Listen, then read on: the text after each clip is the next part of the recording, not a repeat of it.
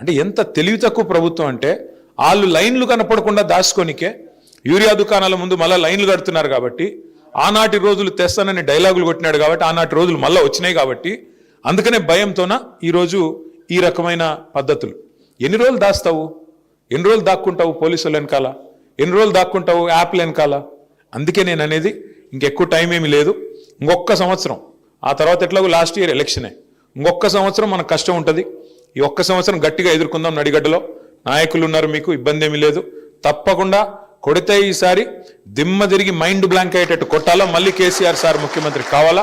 వెంకటరామరెడ్డి గారు నాకు ఏదైతే 2023లో చెప్పాడు మనం ఓడిపోయిన తర్వాత, అన్న ఈసారి గెలిచినింటే అలంపూర్ను బ్రహ్మాండంగా రాష్ట్రంలోనే నెంబర్ 1 చేయాలనే ఒక కోరిక నాకు ఉందన్న అనేదైతే చెప్పాడో, మీరు అక్షర క్రమంలో ముందున్నారు. అలంపూరు రేపు భవిష్యత్తులో అభివృద్ధిలో కూడా నెంబర్ 1గా వెంకటరామరెడ్డి గారి నాయకత్వంలో నించోబెట్టే బాధ్యత నేను అన్న తీసుకుంటాం.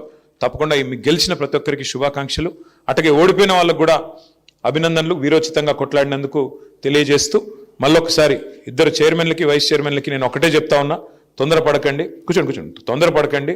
డెఫినెట్గా మీరు ఇచ్చి చాలా మాటలు ఇచ్చి ఉంటారు. గెలిచినప్పుడు పోటీ చేసినప్పుడు రోడ్లు, మోరీలు, కమ్యూనిటీ హాళ్ళు, మీరు ఏది కావాలంటే అది నేను చేయిస్తాను అని మాట ఇచ్చి ఉంటారు. ఎప్పుడైనా గెలిచిన కొత్తలో ఆరాటం ఉంటుంది తొందరగా చేయాలని, కానీ అక్కడ కాంగ్రెస్ వాళ్ళు డబ్బులు ఇవ్వరు, కొంత ఇబ్బంది పెడతారు. కాబట్టి మనం వచ్చే నిధులతోన నడుపుకోవాలా. ప్రస్తుతం ఒక సంవత్సరంన్నర, ఆ తర్వాత మళ్ళీ మన గవర్నమెంట్ వచ్చాక నిధుల వరద, మీరు గెలిపించిన వాళ్ళని మర్చిపోం, గెలిచిన మున్సిపాలిటీని మర్చిపోం. తప్పకుండా నిధుల వరద పారుతుంది.